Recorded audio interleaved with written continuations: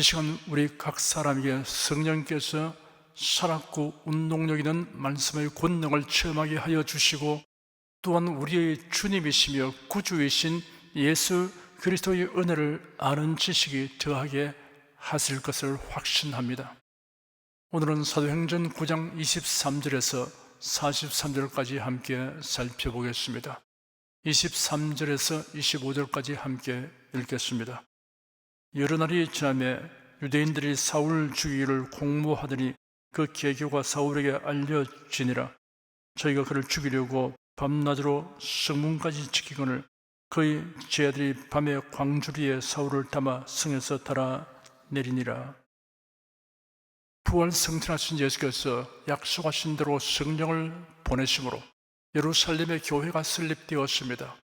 교회는 급속도로 성장되었으나 처음부터 심한 박해에 직면했습니다. 바리새인 율법학자 중에 사울이라는 청년이 교회를 잔해하고 핍박하는 데 앞장섰습니다.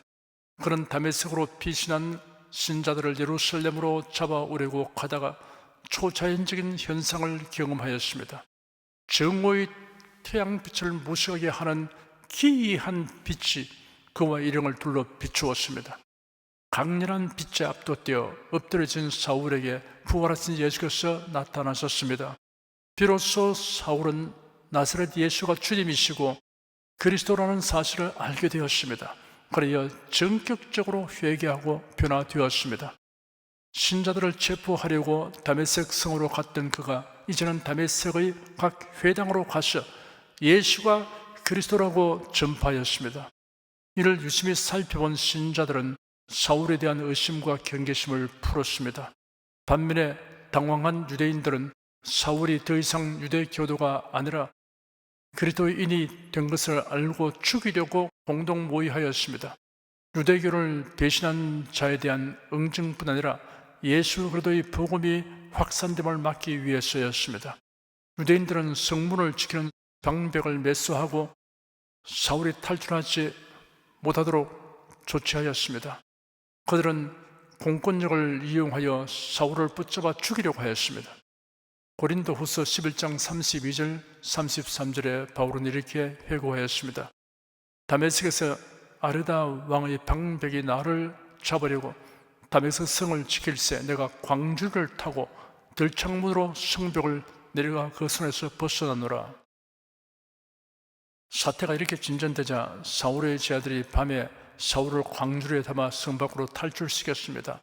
옛날에는 흔히 성벽 위에 집을 지었습니다. 이스라엘 정탐꾼을 탈출시킨 기생 라합의 집도 성벽 위에 있었습니다. 여호수아 2장을 보면 라합이 그들을 창에서 줄로 달아 내려오니 그 집이 성벽 위에 있으므로 그가 성벽 위에 거하였음이라 라고 기록되어 있습니다. 성경학자인 사울이 설득력 있게 복음을 전한 결과로 예수 그리스도를 믿게 되는 사람들이 생겨났습니다.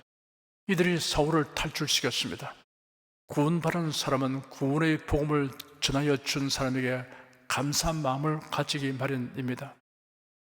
제가 고등학생일 때 전도하여 그리스도인이 된 친구들이 상당수 됩니다.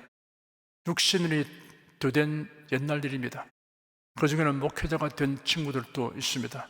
한 친구는 미국으로 이민하였으나 고향 방문을 하는 경우는 저를 꼭 찾아와서 자기를 예수님에게로 인도해 주어서 고맙다고 말했는데 이제는 천국에 갔습니다. 목회자가 된 친구는 우리 교회 강단에서 2번 설교를 하였습니다. 자기를 그리스도에게로 인도하여 주어서 그 고마움을 항상 지니고 산다고 제게 말하였습니다. 여러분도 자신을 전도한 분에게 고마운 마음을 가지고 있을 것이며 또한 전도하여 그리스도인이 된 분들도 여러분에게 그러할 것입니다. 26절 한 절을 함께 읽겠습니다. 사울이 예루살렘에 가서 제 아들을 살리고자 하나 다 두려워하여 그의 제자됨을 믿지 아니하니. 다메섹 성을 탈출한 사울은 예루살렘에 가서 그리스도인들을 사귀기를 원하였습니다. 바울의 예루살렘 방문은 예루살렘을 떠난 지 3년 만에 이루어진 일입니다. 감회가 특별했을 것입니다. 관련된 기록이 갈라디아서 1장 11절에서 18절에 이렇게 기록되어 있습니다. 형제들아, 내가 너에게 알게 하노니 내가 전한 복음이 사람의 뜻을 따라 된 것이 아니라 이는 내가 사람에게서 바른 것도 아니요 배운 것도 아니요 오직 예수 그리스도의 계시로 말미암은 것이라. 내가 이전에 유대교회에 있을 때 행한 일을 너희가 들었거니와 하나님의 교회를 심히 핍박하여 잔해하고 내가 내 동족 중 여러 영갑자보다 유대교를 지나치게 믿어 내 조상의 유전에 대하여 더욱 열심히 있었으나 그러나 내 어머니의 태로부터 나를 택정하시고 은혜로 나를 부르신 이가 그 아들을 이방에 전하기 위하여 그를 내 속에 나타내시기를 기뻐하실 때 내가 곧 혈육과 의논하지 아니하고 또 나보다 먼저 사도된 자들을 만나려고 예루살렘으로 가지 아니하고 오직 아라비아로 갔다가 다시 다메섹으로 돌아갔노라. 그 후 3년 만에 내가 게바를 신방하려고 예루살렘에 올라가서 저와 함께 15일을 유할세. 다메섹에서 아라비아로 갔다가 다시 다메섹에 돌아갔습니다. 그 후 3년 만에 예루살렘에 올라갔습니다. 그렇다면 3년 기간은 어디에서 보내었을까? 다음과 같이 두 가지로 추리할 수 있습니다. 첫째는 아라비아로 갔다가 얼마 있지 않고 다시 다메섹에 돌아와 오랫동안 머물렀는데 그 기간이 모두 3년이었을 것입니다. 둘째는 다메섹에서 잠시 복음을 전하다가 아라비아로 가서 3년간 기도하며 성경을 상고하고 깊은 영적 체험을 한 후에 다시 다메섹으로 돌아와 복음을 전하다가 생명의 위협을 받고 탈출하는 것입니다. 어찌하였든 예루살렘을 떠난 지 이미 3년의 세월이 지난 뒤였지만 예루살렘의 성도들은 사울을 받아들일 수 없었습니다. 예루살렘 성도들은 다메섹의 성도들로부터 사울에게 일어난 변화에 관하여 전해 들었을 것입니다. 그럼에도 불구하고 의심하고 두려워한 것은 전에 사울이 교회를 잔해하고 핍박한 행위가 엄청났기 때문이었습니다. 스데반을 돌로 쳐 죽이는 일에 가담하였을 뿐 아니라 예루살렘 각 집을 수색하고 그리스도인을 체포하여 감옥에 가두는 일에 앞장선 자였습니다. 그러한 사람이 예수 그리스도를 믿고 복음 전도자가 되었다는 이야기는 쉽게 납득할 수 없는 것이 당연합니다. 속임수일지도 모른다는 생각이 들 수 있습니다. 사람이 그가 저지른 일로 인하여 다른 사람에게 부각된 인식이 완전히 고쳐지게 되기는 그리 쉽지 않습니다. 오해된 일도 바로잡기 힘든데 하물며 실제로 행한 일로 인한 나쁜 인식은 더 말할 것 없습니다. 대인관계에서 오해가 발생하는 것은 오해하는 자에게 문제가 있지만 좋지 못한 은행으로 피해를 입힌 일로 인하여 배척받는 것은 자업자득입니다. 이를 회복하기 위해서는 변화된 모습을 분명하게 나타내 보이는 노력이 필요합니다. 이는 자신이 당연히 책임지고 해야 할 일로 알아야 합니다. 27절 한 절을 함께 읽겠습니다. 바나바가 데리고 사도들에게 가서 그가 길에서 어떻게 주를 본 것과 주께서 그에게 말씀하신 일과 다메섹에서 그가 어떻게 예수의 이름으로 담대히 말하던 것을 말하니라. 심히 난처증에 놓인 사울을 돕는 사람이 있었습니다. 바나바입니다. 바나바는 토지를 팔아 예루살렘 교회에 헌금한 적이 있으며 착하고 성령과 믿음이 충만하였습니다. 바나바는 사울을 사도들에게 데리고 가서 소개했습니다. 바나바는 바울이 다메섹 도성에서 경험한 사건을 이야기했습니다. 아마도 바울에게서 직접 들었을 것이므로 매우 실감나게 말했을 것입니다. 그리고 바울이 다메섹 여러 회당에서 담대히 복음을 전한 이야기도 했습니다. 바나바는 사울의 변호자와 보증인 역할을 하였습니다. 두 사람은 이처럼 친분이 두터웠습니다. 두 사람이 함께 가말리엘 문화생이었다고 말하는 이도에서는 확실치 않습니다. 여하간 사울은 바나바의 도움으로 예루살렘 교회의 신자들과 교제를 나눌 수 있게 되었습니다. 이런 사울의 전도사에 크나큰 도움이 되었습니다.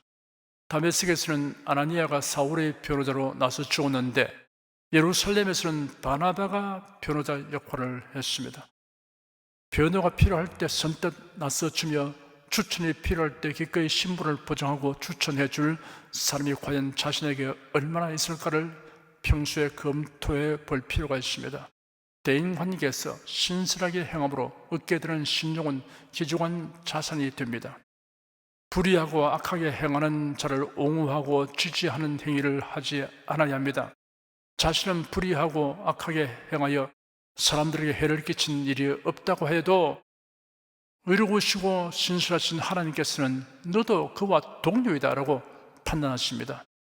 이사야 5장 20절에 악을 선하다 하며 선을 악하다 하며 흑암으로 광명을 삼으며 광명으로 흑암을 삼으며 선 것으로 단 것을 삼으며 단 것으로 선 것을 삼는 그들은 화이실진저라고 기록되었습니다. 바울은 사리사욕으로 불의하고 악한 일을 행한 자가 아닙니다.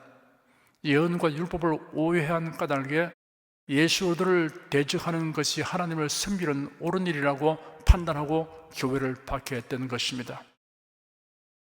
그러나 부활하신 예수를 만남으로써 그의 오해는 일순간에 다 해소되었습니다. 그러자 그는 깊이 회개하였고 그날부터 예수 그리스도를 위하여, 복음을 위하여, 교회를 위하여 전생애와 목숨을 바쳐 헌신한 자가 되었습니다. 그러므로 바나바는 흔쾌하게 바울을 변호하고 보증인 역할을 하였습니다. 28절에서 30절까지 함께 읽겠습니다. 사울이 제자들과 함께 있어 예루살렘에 출입하며 또 주 예수의 이름으로 담대히 말하고 헬라파 유대인들과 함께 말하며 변론하니 그 사람들이 죽이려고 힘쓰거늘 형제들이 알고 가이사랴로 데리고 내려가서 다스로 보내니라. 바나바의 주성과 변호로 사울은 예루살렘 교회의 구성원으로 받아들여졌습니다. 바울은 15일간 예루살렘에 머물면서 담대히 복음을 전파했습니다. 헬라파 유대인들과 변론하였습니다. 헬라파 유대인이란 주로 유대 지방을 떠나 타국에 살다가 돌아온 유대인들을 지칭합니다. 헬라파 유대인들은 토론을 좋아하는 경향이 있었습니다. 바울은 성경학자입니다. 거기에 나타난 예수 그리스도를 직접 보았고 하신 말씀을 직접 들었습니다. 성령 충만을 받았습니다. 그러니 유대인들이 바울과 변론하여 이길 수 없었습니다. 바울은 논쟁으로 그들을 압도했지만 회개시키지는 못했습니다. 친구를 읽고 싶으면 친구와의 논쟁에서 이겨라 라는 격언이 있습니다. 불신자를 논쟁으로 승부하기는 어렵습니다. 그러나 하나님의 택하심을 바라는 자는 결국 감화됩니다. 변론에서 이기지 못한 헬라파 유대인들이 사울을 죽이려고 나섰습니다. 사실과 진실을 알려고 하지 않는 패단은 탐심, 이기심, 인본주의 때문입니다. 바울과 논쟁하던 유대인들은 자신들의 주장과 이론을 자신의 정체와 동일시하고 있었던 것입니다. 복음을 받아들이면 마치 자기 정체성이 훼손되는 것으로 생각하는 것입니다. 매의 추격을 받는 꽁이 덤불에 머리를 박고는 매의 존재를 무시해 버리려고 하는 것이나 다름없습니다. 사실과 진실은 무시한다고 하여 허위가 되어버린 일은 없습니다. 자신의 주장과 이론에 허점이 드러났으면 놀라고 그것을 내버리는 것이 올바른 자세입니다. 사실과 진실을 추구하는 사람은 자신의 주장과 이론이 틀린 것을 알게 되면 오히려 진실을 알게 된 것을 기뻐하게 됩니다. 산헤드린 의원들처럼 권력과 돈을 탐하여 의도적으로 불의를 행하는 자들이나 가룟유다처럼 자신의 야욕을 채우기 위해 계획적으로 악을 행하는 자는 사실과 진실을 말해 주고도 설득되지 않습니다. 하지만 일반 유대인들은 바울의 변론을 이길 수 없음을 분하게 이길 것이 아니라 자신들이 옳다고 주장하던 것이 진리가 아니라는 것을 알게 된 것을 감사하고 기뻐함이 마땅합니다. 그런데 오히려 진리가 무엇인가를 알려준 사람을 죽이려고 나섰습니다. 허위사실을 유포하는 자로 취급하였습니다. 이러한 정황을 포착한 성도들이 사울을 가이사랴로 데리고 갔습니다. 그리고 바울의 출생지인 다스로 피신하도록 도왔습니다. 생명을 위협하는 핍박이 있을 때는 피할 수 있으면 피해야 합니다. 사울이 예루살렘을 떠나 다스로 간 것은 성령님의 인도하심이었습니다.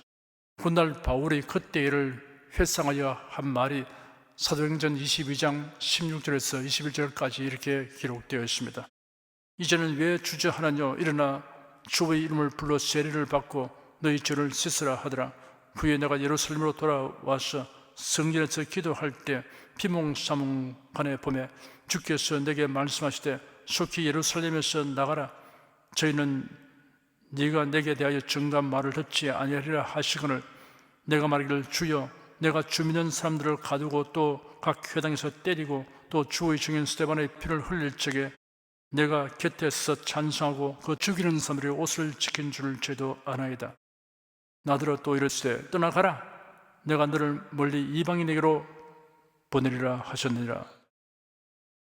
사울은 다소에 가서 머무는 동안 묵상과 기도와 말씀 상고에 전념하는 날들을 보내었습니다.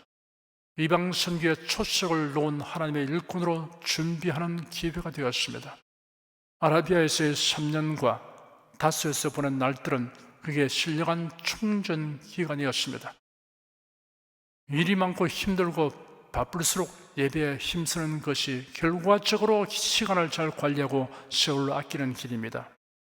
나는 요즘 너무 일이 많아서 기도할 시간이 없습니다 하는 말은 잘못된 상에서 나온 표현입니다. 나는 요즘 너무 일이 많아서 기도하는 시간을 늘리지 않을 수 없습니다 라고 하는 말이 합당합니다. 31절 한 절을 함께 읽겠습니다. 그리여 온 유대와 갈릴리와 사마리아 교회가 평안하여 든든히 서가고 주를 경외함과 성령의 위로로 진행하여 수가 더 많아지니라. 유대와 갈릴리와 사마리아 지역의 교회가 기반을 잡고 안정된 가운데 계속 부흥되고 있었습니다. 지금까지 한 번도 언급된 적이 없던 갈릴리 교회가 등장하고 있습니다. 예루살렘에서 대박해가 있을 때 흩어졌던 성도들에 의해 베드로와 요한, 야고보와 안드레의 고향인 갈릴리에도 복음이 전파되고 교회가 설립되었을 것입니다.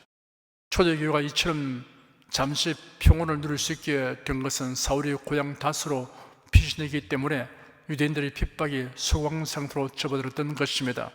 또 다른 원인으로는 당시의 정치적 상황으로 로마 황제 칼리굴라가 예루살렘 지성소에 자신의 초상화를 두려고 하자 유대인들이 여기에 신경을 쓰느라고 교회에 대한 적대행위를 할 겨를이 없었기 때문이었을 것입니다. 교회의 부흥에 관련된 설명으로 주를 경외함과 성령의 위로로 진행하여 수가 더 많아지니라 하였습니다. 첫째, 주를 경외함이었다고 하였습니다. 경외란 경건한 두려움입니다. 경건함이 없는 모임은 진정한 의미에서의 교회 성장이 아닙니다. 경건을 도외시하고 세속적인 방법으로 숫자를 늘리려고 하는 유혹에 빠지지 않아야 합니다. 둘째, 성령의 위로가 있었다고 하였습니다. 성령의 위로는 말씀을 통하여 옵니다. 성령 말씀을 듣고 얻게 되는 위로는 성령께서 주시는 것입니다. 성령의 위로를 바라면 낙심좌절하지 않습니다. 시험 들지 않습니다. 침체되지 않습니다. 살면서 힘들고 고통스러운 일로 마음이 상해도 예배드리고 설교를 들으면서 위로를 받아 어려운 상황을 극복하게 된다는 간증을 제게 들려주는 분들이 많습니다. 이러한 위로가 성령의 위로입니다. 32절에서 35절까지 함께 읽겠습니다. 때에 베드로가 사방으로 두루 향하다가 루다에 사는 성도들에게도 내려갔더니 거기서 에니아라 하는 사람을 만나며 그가 중풍병으로 상위에 누운 지 8년이라. 베드로가 가로되 에니아야 예수께서 너를 낫게 하시니 일어나 네 자리를 정돈하라 한데 곧 일어나니 루다와 사론에 사는 사람들이 다 그를 보고 주께로 돌아가니라. 예루살렘을 주축으로 각 지역의 교회들이 평안하고 든든해지며 교인들의 수가 늘어나므로 베드로가 주님의 명령에 따라 순회 전도를 시작했습니다. 베드로가 사방으로 다니던 중에 루다로 내려갔습니다. 루다는 예루살렘 북서쪽 40km 지점에 있습니다. 그곳에서 중풍병으로 8년이나 누워있는 사람을 만났습니다. 그 이름은 에니야입니다. 에니야는 찬양하다 또는 칭찬받는 자라는 뜻이 있습니다. 베드로가 그를 향해 에니야야 예수 그리스도께서 너를 낫게 하시니 일어나 자리를 정돈하라 하였습니다. 그러자 곧 그가 일어났습니다. 성령께서 베드로에게 지식과 믿음의 말씀의 은사를 주신 것입니다. 에니야는 베드로 사도님, 제가 일어날 수 있으면 8년 동안 이렇게 누워 있을 리가 만무하지 않습니까? 라고 말하지 않았습니다. 그는 베드로 사도의 말을 그대로 믿고 몸을 일으켰더니 그 즉시 일어나게 되었습니다. 그는 만약을 생각하고 누웠던 자리를 그대로 두려고 하지 않았습니다. 즉시 자리를 정리하였습니다. 이 기적적인 치유 사건으로 인하여 룻다와 사론 사람들이 예수를 믿게 되었습니다. 사론은 갈멜산 남쪽에서 요바까지 뻗어있는 평원입니다. 룻다의 서쪽과 북서쪽의 해변 평야 전체를 의미합니다. 이 지역 사람들까지 신앙을 하게 된 것은 에니야가 그곳에 가서 자신의 몸이 나은 모습을 보였기 때문일 것입니다. 36절에서 38절까지 함께 읽겠습니다. 요바에 다비다라 하는 여제자가 있으니 그 이름을 번역하면 도로가라. 선영과 구제하는 일이 심히 많더니 그때 병들어 죽음에 시체를 씻어 다르게 뉘우니라. 룻다가 요바에 가까운지라 제 아들이 베드로가 거기 있음을 듣고 두 사람을 보내어 지체 말고 오라고 간청하니. 요바는 룻다에서 18km 떨어진 곳에 있습니다. 항구 도시입니다. 요나가 다시스로 도망하려고 배를 탄 곳이 요바 항구입니다. 성전 건축을 위한 레바논의 목재가 이 항구를 통해 들어왔습니다. 상당한 규모의 도시였습니다. 요바에 다비다라 하는 성도가 있었습니다. 다비다는 히브리식 이름이고 도로가는 헬라식 이름입니다. 다비다는 상당히 부유하였으며 선행과 구제하는 일을 많이 하였습니다. 다비다가 병들어 죽었습니다. 사람들이 그 시신을 씻어 다락에 안치하였습니다. 유대인의 다락방은 옥상에 있는 넓은 방입니다. 그리고 두 사람을 룻다로 보내어 베드로를 초청하였습니다. 당시 팔레스틴에서는 사람이 죽은 당일 시신을 무덤에 장사하였습니다. 그런데 다락에 안치하고 사도 베드로를 부르러 간 것을 보면 아마 룻다에서 중풍병자가 일어난 소문이 그곳에 알려졌기 때문일 것입니다. 다비다의 죽음을 안타깝게 여긴 주위 사람들이 애절한 마음으로 그가 다시 살아나게 되기를 기대한 것 같습니다. 평소에 선한 일에 힘쓰며 헌신적인 사람은 그가 고난을 당하거나 운영하게 되면 진심으로 마음 아파하고 애도하는 사람들이 있기 마련입니다. 반면에 악행으로 인해 깊이 대상인 사람은 그가 고난을 당하거나 운영하게 되면 속 시원하게 생각하는 사람들이 있습니다. 39절 40절 두 절을 함께 읽겠습니다. 베드로가 일어나 저희와 함께 가서 이르며 저희가 데리고 다락에 올라가니 모든 과부가 베드로의 곁에 서서 울며 도로가가 저희와 함께 있을 때 지은 속옷과 겉옷을 다 내어 보이거늘 베드로가 사람을 다 내어 보내고 무릎을 꿇고 기도하고 돌이켜 시체를 향하여 가로되 다비다야 일어나라 하니 그가 눈을 떠 베드로를 보고 일어나 앉는지라. 베드로가 그를 데리러 온 사람들과 함께 요바로 가서 다비다의 시신이 안치된 다락으로 곧장 올라갔습니다. 그때 과부들이 베드로에게 다비다가 생전에 자기들에게 베푼 선행과 구제 행위를 말하며 그 증거물로 자신들이 팔았던 겉옷과 속옷을 보여주었습니다. 당시 겉옷은 햇빛을 가리거나 이불로 사용되기도 하였습니다. 전당 잡힐 정도로 감당하는 물건이었습니다. 베드로는 사람들을 다 내어 보내었습니다. 예수께서 회당장 야이로의 딸을 살리려고 했을 때 행한 일을 상기했던 것 같습니다. 자신이 하려고 하는 일이 주위 사람들로 인하여 방해를 받지 않기 위해서입니다. 무릎을 꿇고 기도하였습니다. 그 당시 일반적인 기도 자세는 서서 손을 들고 하였습니다.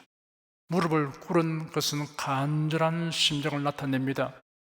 기도한 후 시신을 향해 다비다야 일어나라 라고 명령했습니다. 그러자 죽은 자가 살아서 일어나 앉았습니다. 41절 42절 두 절을 함께 읽겠습니다. 베드로가 손을 내밀어 일으키고 성도들과 과부들을 불러들여 그의 산 것을 보이니 온 요파 사람이 알고 많이 주를 믿더라. 베드로는 살아난 다비다를 향해 손을 내밀어 일으켰습니다. 베드로의 기쁨이 컸을 것입니다. 베드로를 통해 많은 이적과 기사가 나타났지만 죽은 자가 살아난 것은 처음이었습니다. 초대교회 시대에 처음 복음이 전파될 때 이런 기적은 복음을 확산시키는 데 큰 도움이 되었습니다. 하나님께서 베드로에게 믿음을 주시고 그렇게 행하도록 그의 의지를 주장했던 것입니다. 오늘날은 성도들의 기도로 죽은 자가 살아나는 일이 없는 이유가 무엇일까라고 생각하는 분들이 있을 것입니다. 만일 오늘날도 이런 기적이 종종 일어난다면 죽은 사람이 살아나기를 바라는 일들로 인해 큰 폐단이 생길 것입니다. 하나님의 섭리로 나타난 특별한 사건을 일반화시키는 것은 잘못된 것입니다. 베드로는 성도들을 불러들였습니다. 다윗의 죽음으로 인해 슬픔에 잠겨있던 성도들은 크게 기뻐하고 하나님께 감사와 영광을 돌렸을 것입니다. 그뿐 아니라 나가서 소문을 퍼뜨렸을 것입니다. 요파 온 지역에 이 일이 알려지니 많은 사람이 예수 그리스도를 믿게 되었습니다. 43절 한 절을 함께 읽겠습니다. 베드로가 요파에 여러 날 있어 시몬이라 하는 피장의 집에서 유하니라.